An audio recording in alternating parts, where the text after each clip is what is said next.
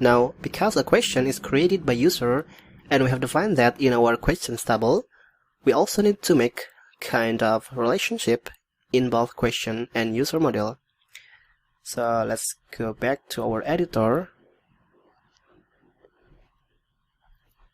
and open question model. And here let's define relationship method. A question belongs to user. So here I'll call it user in singular, and inside this method let's call this model belongs to user model. Okay, so by doing this we can do something like this. Question, let's say question find one, and then we can get the information of the user who create the question like this. It should be question user name like this, or question user email or other information that user have. Okay. Let's also define some attributes so that they able to mass assignment. So here, protected field label, and then specify the attributes or the columns. At least for now, it will be title and body.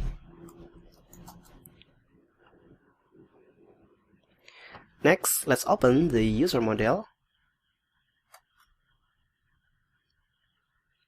And in this model, let's also define relationship method.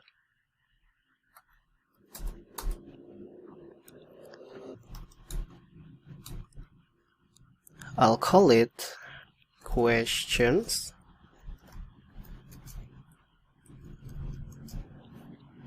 so questions in plural, and inside this method we'll call return this model has many questions.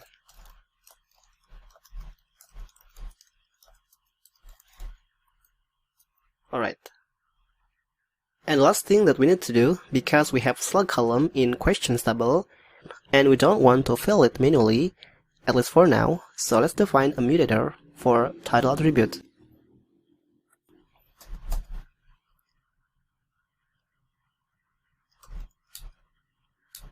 So remember, a mutator is always start with set, then the attribute name, in this case title, and end with attribute.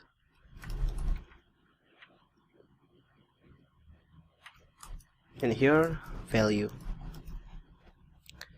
So whenever we enter something to title attribute, we'll do something. So here we just need to assign the value to title attribute. This attributes title equals value, like so. Then we'll also assign to slug attribute the value.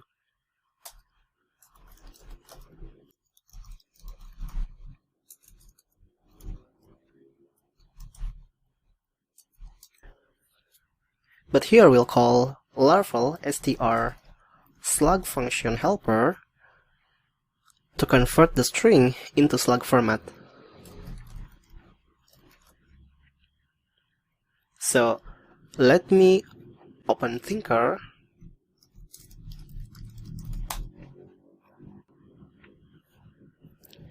and here I'll define a variable str equals my first question,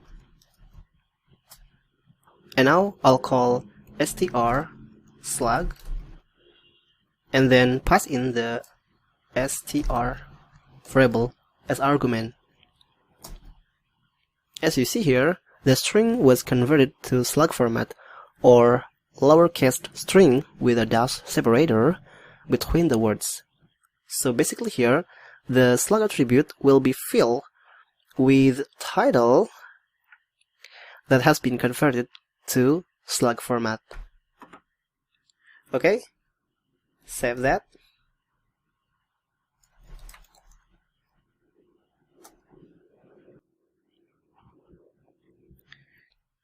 And that's it for this lesson.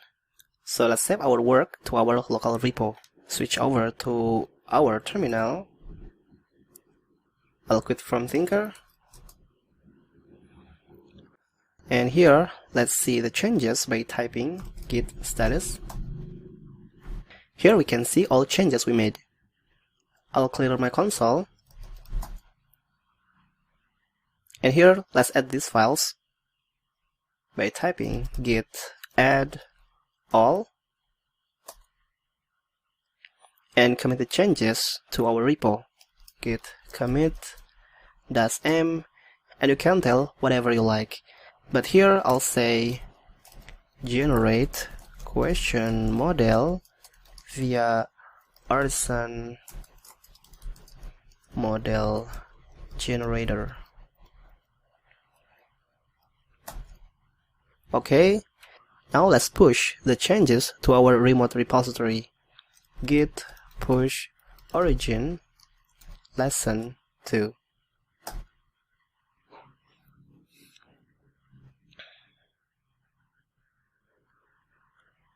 Alright, now if we switch to master branch, git check out master,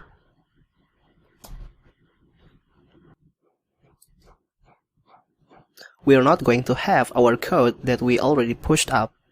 So here we don't have question model and create question table migration file. It's no problem actually. What we have to do is merge our master branch with our new branch. So git merge lesson 2. Okay. As you can see, everything that we merged in is available on master branch. Last, let's also push our master branch to our remote repo. Git push origin master.